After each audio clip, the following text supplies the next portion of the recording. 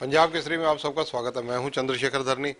JJP के कार्यालय सचिव रणधीर सिंह जी हमारे साथ मौजूद हैं। इनसे चर्चा करेंगे 9 दिसंबर को भिवानी के अंदर आयोजित होने वाली जेजेपी की प्रांत स्तरीय रैली और कई राजनीतिक मुद्दों पर। आपका स्वागत है रणधीर जी।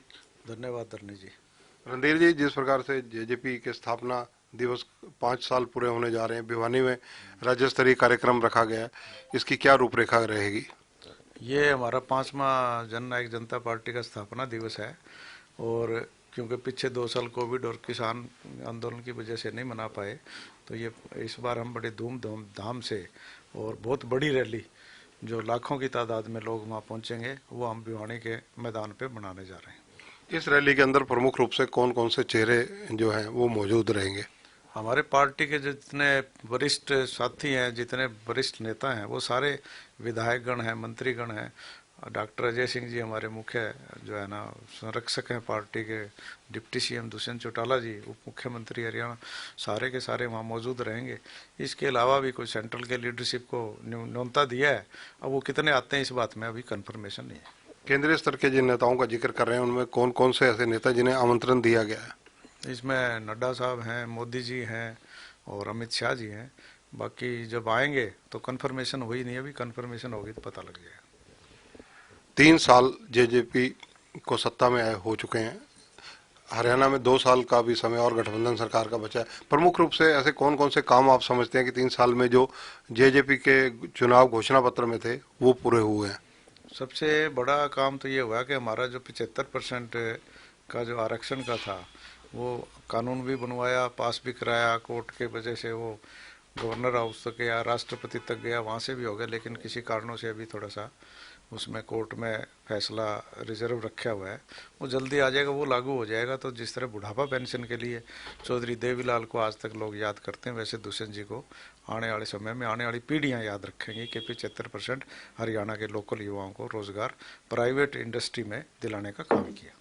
अगर चर्चा की जाए क्योंकि चुनावी घोषणा पत्र में और प्रमुख ऐसे कौन कौन से मुद्दे हैं जो अभी अधूरे हैं और 2 साल में प्राथमिकता के आधार पर उन पर ध्यान फोकस किया जाएगा? देखो, 50% हमने महिलाओं की रिजर्वेशन कराई है पंचायती राज संस्थाओं में, जो आपके सामने चुनाव हो चुके हैं। और बहुत से सैकड़ों की संख्या में महिलाएं जो हमारी पार्टी से संबंधित हैं वो सरपंच भी बन के आई हैं, कहीं सर्वसम्मति से ब्लॉक समिति मेंबर भी बन के आई हैं, जिला परिषद में भी जीत के आएंगे। रिजल्ट आएंगे जब जेजेपी के बहुत ज़्यादा हज़ारों की संख्या में जो है ना सरपंच और ये बन के आएंगे। और उसके अलावा आप 33% हम राशन डिपो में महिलाओं के लिए हमने भागीदारी कराई है। इसके अलावा आपके 48 घंटे में किसानों को जो 3-3 दिन तक मंडियों में पड़े रहते थे, सोते थे रात को वहीं अपनी डेयरी पे, उनको पैसा डायरेक्ट उनके खाते में डलवाने का काम किया है, जो एक आने वाली समय में इस बात को याद रखा जाएगा कि भी पैसा तुरंत खाते में पहुंचे। जैसे फसल आई, फसल बिकी, लिफ्टिंग भी साथ के साथ हुई है और अनाज का बचत भी, और साथ के साथ गोडाउन में अनाज भी पहुंचा है। 5 साल के इस राजनीतिक सफर में जेजेपी का अगर जिक्र किया जाए स्टूडेंट पॉलिटिक्स का, क्योंकि दुष्यंत और दिग्विजय दोनों युवा चेहरे हैं, तो उसमें कितनी सेटिस्फेक्शन है कि जो छात्र विंग है, इंसो है, उनकी भूमिका को लेकर? अब इंसो का हमने पीछे जयपुर में स्थापना दिवस मनाया था बड़े धूम धमाके से। हज़ारों की संख्या में स्टूडेंट जो है ना हमारे इंसो के वहाँ राजस्थान में जयपुर में पहुँचे और बहुत ही अच्छा कार्यक्रम हम वहाँ रखा गया। उसके बाद राजस्थान के चुनाव में पार्टिसिपेट किया इंसो ने और कई यूनिवर्सिटियों में हमारे प्रधान और दूसरे पदाधिकारी जो इंसो के राजस्थान में भी जीत के आए। और उसके बाद आपका पंजाब यूनिवर्सिटी का चुनाव हुआ, उस चुनाव में भी हमने जो है बहुत ही अच्छे मार्जिन से, आज तक शायद 4700 वोट किसी भी स्टूडेंट यूनियन के लीडर को पंजाब यूनिवर्सिटी के इतिहास में नहीं मिले जो हमारे कैंडिडेट ने प्राप्त किए। सामाजिक मुद्दों का चिंतन किया जाए, क्योंकि रक्तदान शिविर, सामाजिक और कई कुरीतियों के खिलाफ जेजेपी और इंसो के द्वारा कदम उठाए जाते हैं, आवाज़ उठाई जाती है, लेकिन नशा हरियाणा के अंदर जिस प्रकार से फैल रहा है, पंजाब को उड़ता पंजाब का दर्जा दिया गया था, हरियाणा में जगह जगह नशा बिकता है, उसको लेकर जेजेपी की सोच क्या, कैसे रुकेगा ये? अभी पंजाब के मुकाबले में हरियाणा में इतना नशा नहीं है जितना पंजाब में है, क्योंकि पंजाब की वजह से हरियाणा के जो साथ लगते ज़िले हैं, जिस तरह सिरसा है, कैथल है, जींद है, आपके अम्बाड़ा है, तो जो बॉर्डर एरिया है वहाँ उनका इफेक्ट रहता है। लेकिन फिर भी अपनी तरफ से पंजाब की बजाय हरियाणा पुलिस अच्छा काम इस पे कर रही है। विज साहब भी बड़ी सख्ती से सबको आदेश दिए हुए हैं और जो भी पकड़ा जाता है उसको बख्शते नहीं है। जेजेपी का अगर जिक्र किया जाए 5वें स्थापना दिवस पर विशेष किन चीजों पर फोकस रहने वाला है? हमें जो एक तो बुढ़ापा पेंशन जो हमने 500 रुपये बढ़ाई है, जब से 1987 से जब से पेंशन लागू हुई है उसके बाद से टोटल कितने साल हो गए आप, 33 साल में है जो नहीं बढ़ा पाए। 100 रुपये 50 रुपये बढ़ाते थे, हमने सीधे 500 रुपये बढ़ाया और हमारे घोषणा पत्र के मुताबिक 5100 का हमने वादा किया हुआ है। आखिरी साल तक हम कोशिश करेंगे कि 5100 रुपये महीना उनको पेंशन मिले। इसके अलावा मोबाइल वैन जो चलानी थी हमने पशु का इनके लिए, और एक जोड़ों का जीर्णोद्धार कर रहे हैं, हर गांव में जोड़ों की व्यवस्था है। गांव के जो विकास के कार्य हैं जो वादे करें वो सारे के सारे पूरे करेंगे। इसके अलावा जो आपको मैंने बता दिया 75% का महिलाओं का आरक्षण का, और बहुत से हमारे जो कार्यक्रम है वो इसमें हम पूरे करेंगे जो हमारे घोषणा पत्र में। 24 नवंबर को भारतीय किसान यूनियन मुकदमे में विड्रा न होने पर जो आंदोलन हुआ था उनका, उसको लेकर सड़कों पर उतर रही है।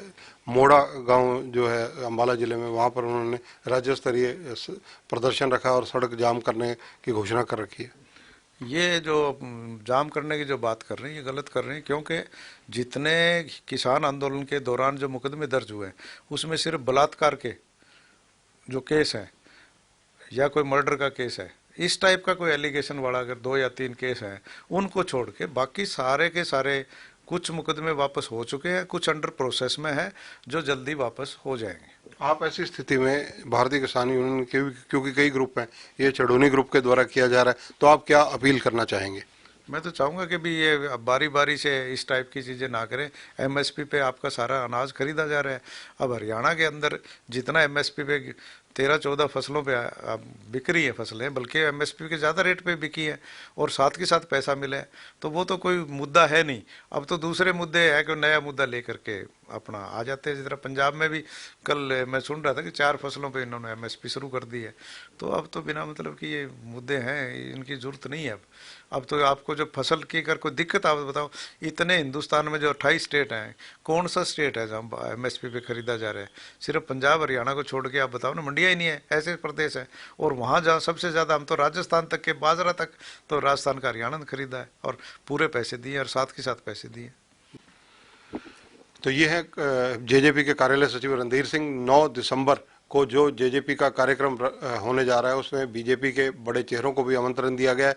कौन से चेहरे आएंगे कौन से नहीं, ये भविष्य के गर्भ में है। भारतीय किसान यूनियन को इन्होंने कहा है कि बिना बात के किसी भी बात को मुद्दा बनाने की कोशिश ना करें, क्योंकि एमएसपी के अंदर हरियाणा सबसे ज़्यादा अग्रणी राज्य है पूरे देश के अंदर। और दूसरी बात, जो हीनियस क्राइम जो 302 के हैं, 376 के हैं, इस तरह के संगीन अपराधों को छोड़कर बाकी सभी केसेस गवर्नमेंट विड्रा करने की तरफ चल चुकी है और बढ़ रही है, और कई केसेस विड्रा हो भी चुके हैं। कैमरामैन संजय सिंह के साथ चंद्रशेखर धरनी, पंजाब केसरी टीवी, चंडीगढ़। हमसे जुड़े रहने के लिए हमारे YouTube चैनल को सब्सक्राइब करें और नई वीडियो की नोटिफिकेशन के लिए बेल आइकॉन को दबाएं। अगर आप ये वीडियो Facebook पर देख रहे हैं तो लाइक जरूर करें और ज्यादा से ज्यादा शेयर करें। धन्यवाद।